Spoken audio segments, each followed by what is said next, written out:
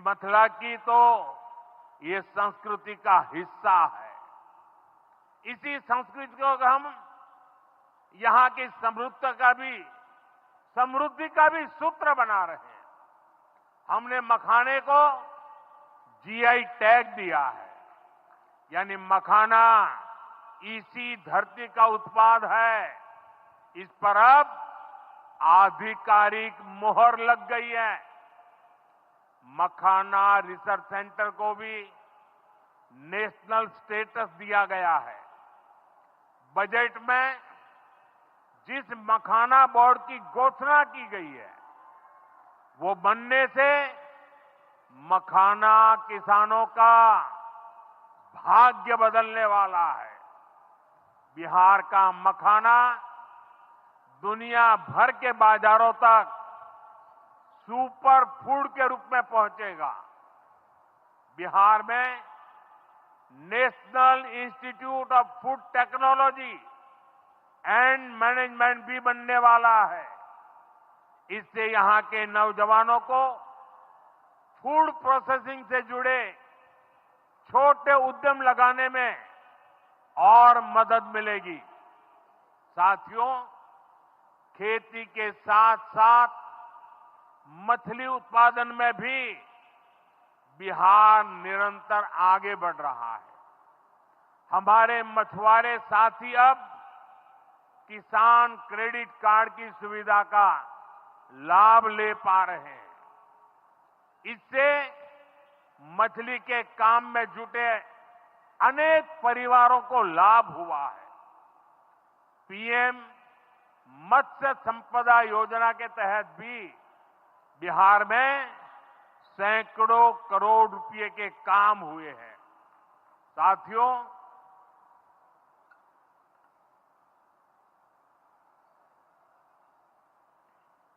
साथियों 22 अप्रैल को जम्मू कश्मीर के पहलगाम में आतंकियों ने मासूम देशवासियों को जिस बेरहमी से मारा है, उससे पूरा देश व्यथित है। कोटि कोटि देशवासी दुखी हैं। सभी पीड़ित परिवारों के इस दुख में पूरा देश उनके साथ खड़ा है। जिन परिवारजनों का अभी इलाज चल रहा है, वे जल्द स्वस्थ हो, इसके लिए भी सरकार हर प्रयास कर रही है। साथियों, इस आतंकी हमले में किसी ने अपना बेटा खोया, किसी ने अपना भाई खोया, किसी ने अपना जीवन साथी खोया है। उनमें से कोई बांग्ला बोलता था, कोई कन्नड़ा बोलता था, कोई मराठी था, कोई ओडिया था, कोई गुजराती था, कोई यहां बिहार का लाल था। आज उन सभी की मृत्यु पर करगिल से कन्याकुमारी तक हमारा दुख एक जैसा है, हमारा आक्रोश एक जैसा है। ये हमला सिर्फ निहत्थे पर्यटकों पर नहीं हुआ है। देश के दुश्मनों ने भारत की आत्मा पर हमला करने का दुस्साहस किया है। मैं बहुत स्पष्ट शब्दों में कहना चाहता हूं, जिन्होंने ये हमला किया है, उन आतंकियों को और इस हमले की साजिश रचने वालों को उनकी कल्पना से भी बड़ी सजा मिलेगी। सजा मिलकर के रहेगी।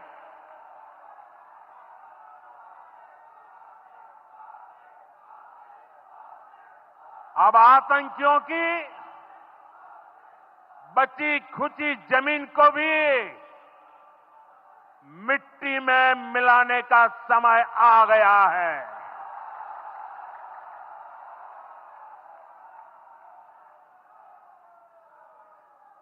एक सौ चालीस करोड़ भारतीयों की इच्छा शक्ति अब आतंकी आकाओं की कमर तोड़ कर रहेगी।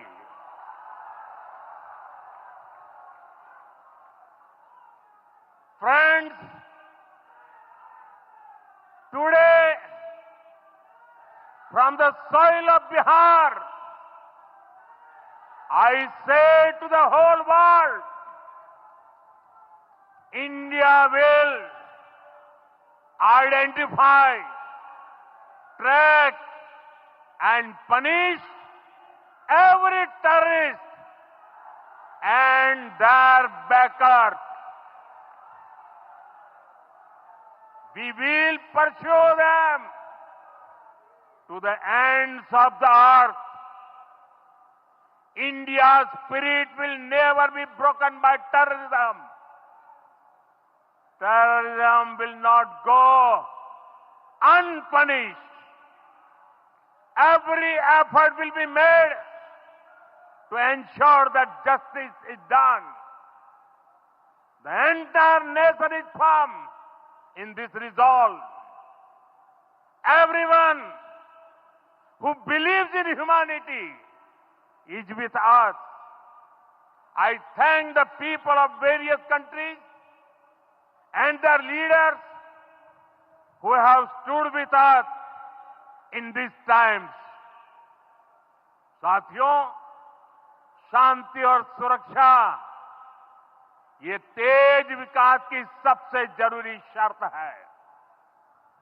विकसित भारत के लिए विकसित बिहार जरूरी है। बिहार में विकास हो और विकास का लाभ यहां हर वर्ग, हर क्षेत्र तक पहुंचे, ये हम सभी का प्रयास है। पंचायती राज दिवस पर इस कार्यक्रम से जुड़ने के लिए मैं एक बार फिर आप सभी का आभार व्यक्त करता हूं। बहुत बहुत धन्यवाद। मेरे साथ बोले, भारत माता की, भारत माता की, भारत माता की।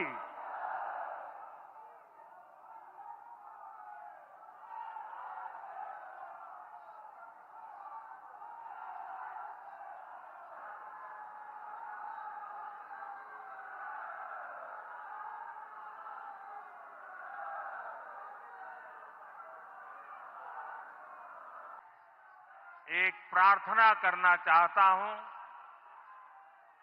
आप जहां हैं वहीं अपने स्थान पर बैठे रह करके ही, खड़े होने की जरूरत नहीं है, बैठकर ही 22 तारीख को जिन परिवारजनों को हमने खोया है,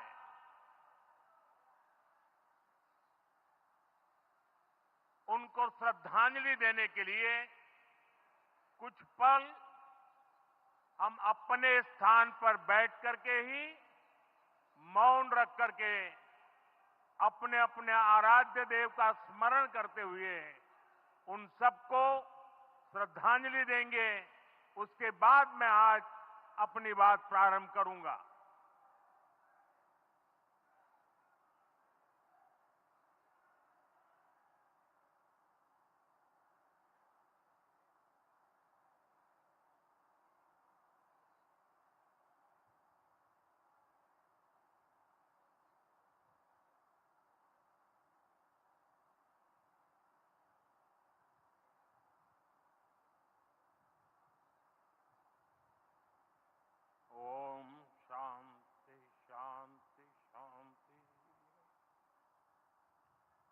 बिहार के राज्यपाल आरिफ मोहम्मद खान जी,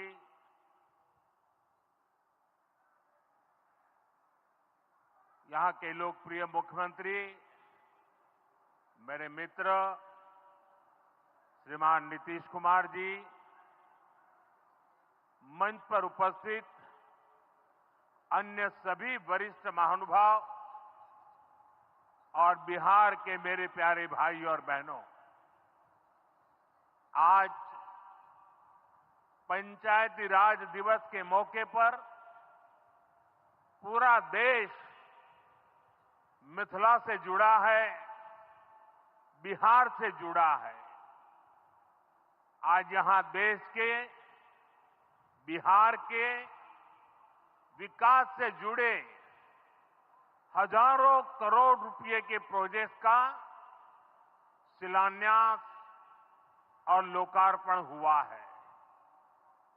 बिजली, रेल, इंफ्रास्ट्रक्चर के इन विभिन्न कार्यों से बिहार में रोजगार के नए मौके बनेंगे।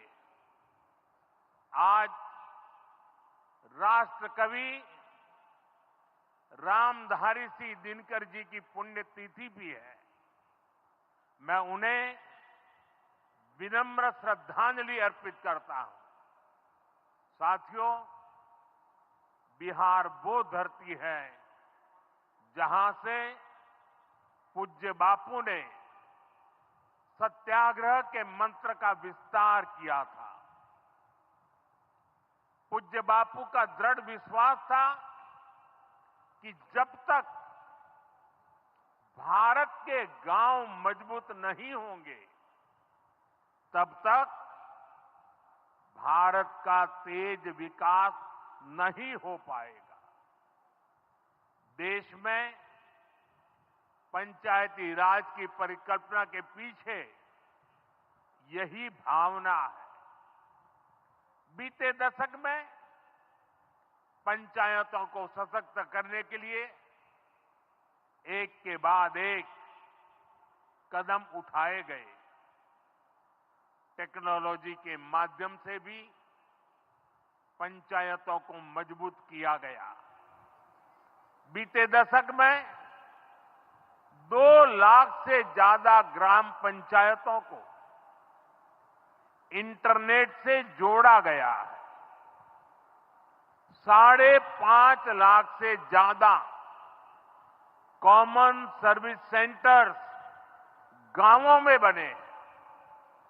पंचायतों के डिजिटल होने से एक और फायदा हुआ है।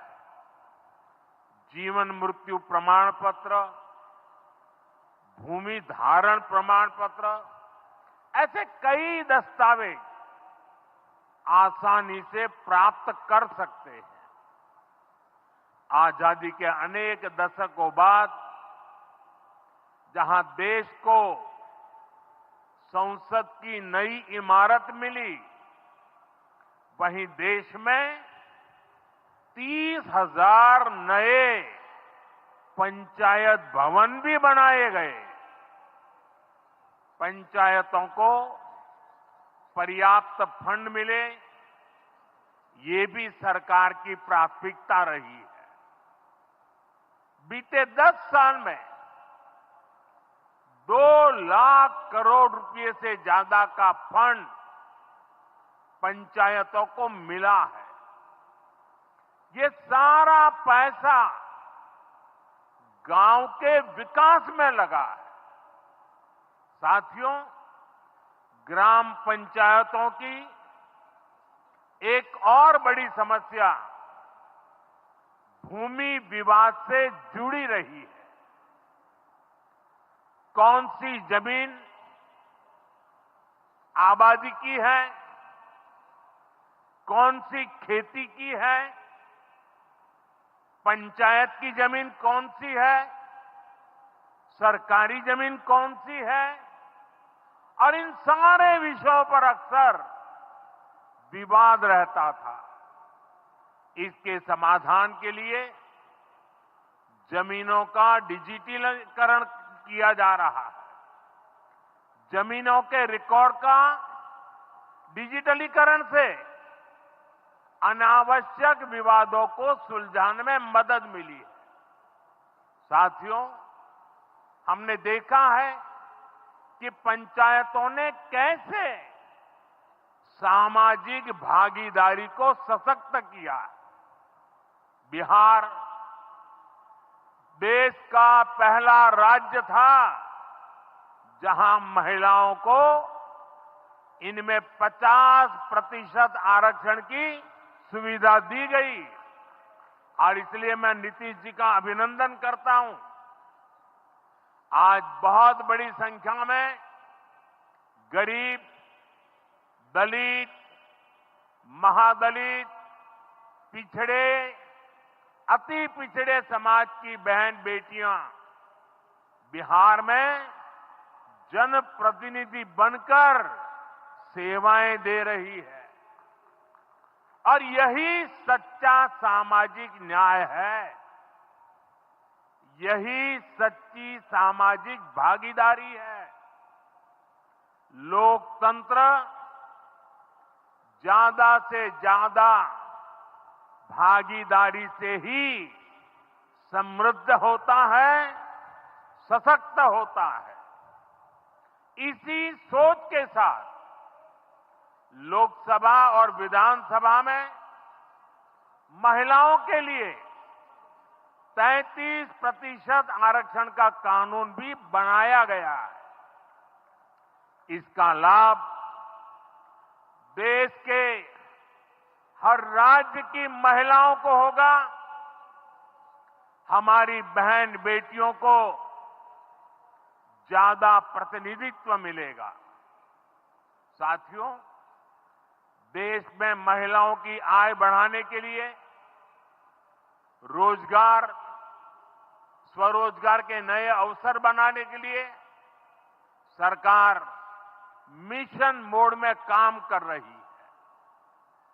बिहार में चल रहे जीविका दीदी इस कार्यक्रम से अनेक बहनों का जीवन बदला है।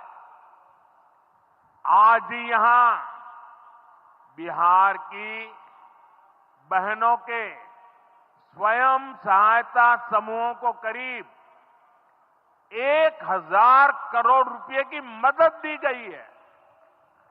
इससे बहनों के आर्थिक सशक्तिकरण को और बल मिलेगा। ये देश में 3 करोड़ लखपति दीदी बनाने के लक्ष्य की प्राप्ति में और सहयोगी बनेगा। साथियों, बीते दशक में ग्रामीण अर्थव्यवस्था को नई गति मिली है। गांवों में गरीबों के घर बने, सड़कें बनी, पक्के रास्ते बने हैं, गांवों में गैस कनेक्शन पहुंचे, पानी के कनेक्शन पहुंचे, शौचालय बने हैं। ऐसे हर काम से गांव में लाखों करोड़ रुपए पहुंचे हैं। रोजगार के नए अवसर भी बने हैं। मजदूर से लेकर किसान और गाड़ी वाले से लेकर दुकानदार तक सबको कमाई के नए मौके मिले हैं। इससे उस समाज को सबसे अधिक फायदा हो रहा है जो पीढ़ियों से वंचित रहे थे। मैं आपको पीएम आवास योजना का उदाहरण दूंगा। इस योजना का लक्ष्य है देश में कोई भी गरीब परिवार बेघर ना हो, सबके सिर पर पक्की छत हो। अभी जब इन माताओं बहनों को मैं घर की चाबी दे रहा था, उनके चेहरे पर जो संतोष नजर आ रहा है, उनमें जो नया आत्मविश्वास दिख रहा था, वो वाकई इन गरीबों के लिए काम करने की प्रेरणा का कारण बन जाता है। और इसी लक्ष्य के साथ बीते दशक में 4 करोड़ से अधिक पक्के घर बनवाए गए हैं। बिहार में भी अब तक 57 लाख गरीब परिवारों को पक्के घर मिल चुके हैं।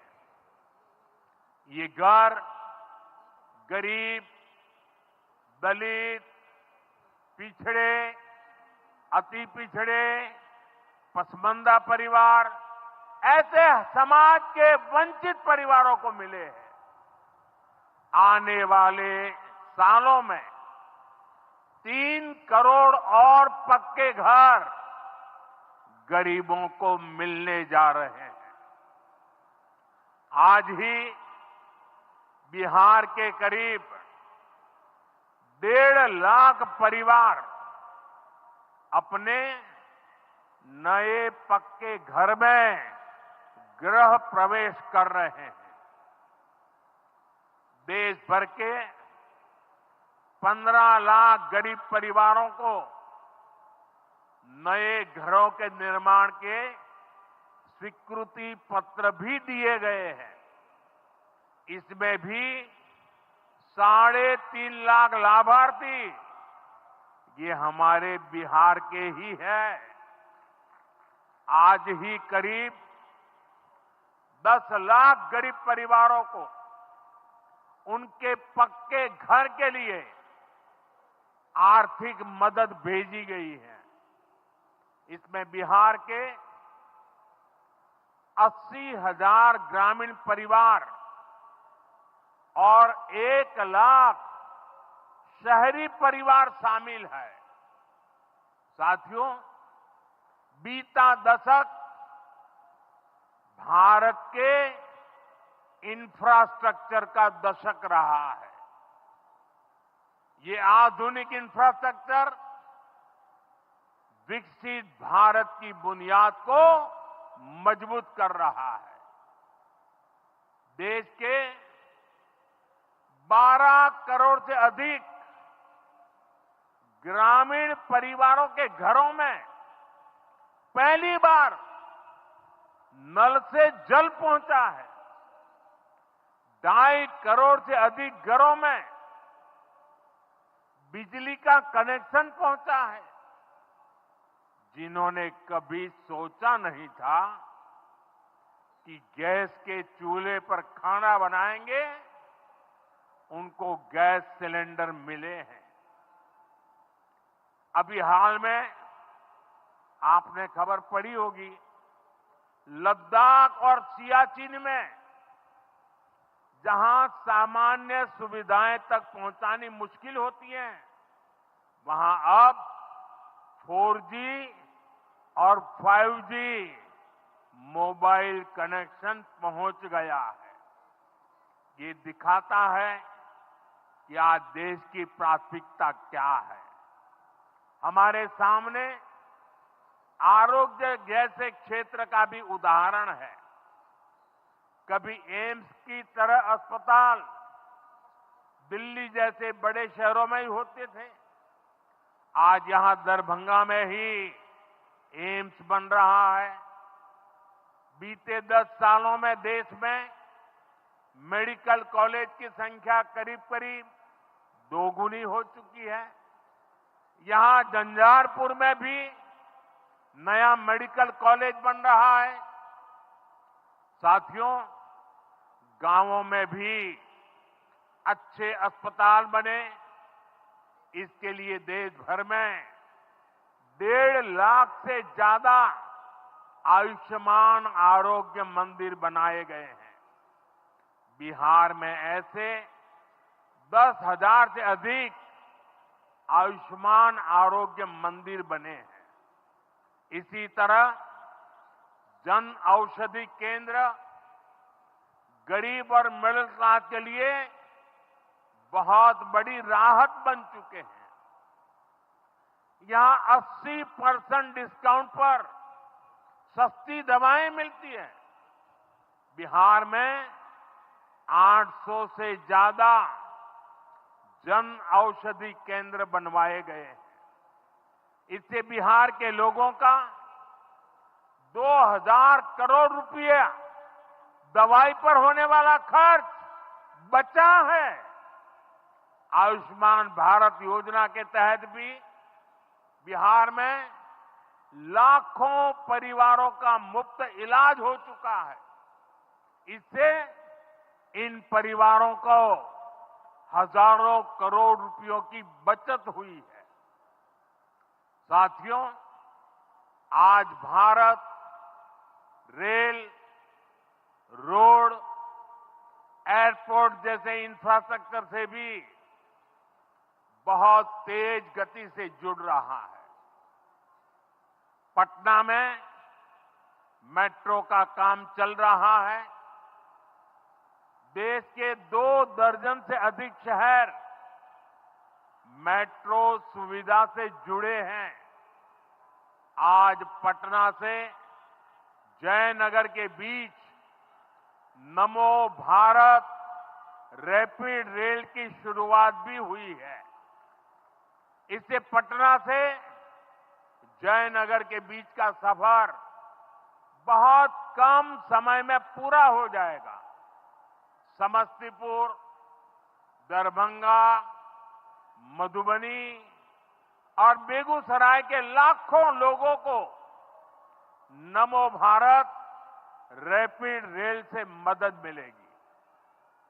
साथियों, आज यहां अनेक नई रेलवे लाइनों का उद्घाटन और लोकार्पण हुआ है।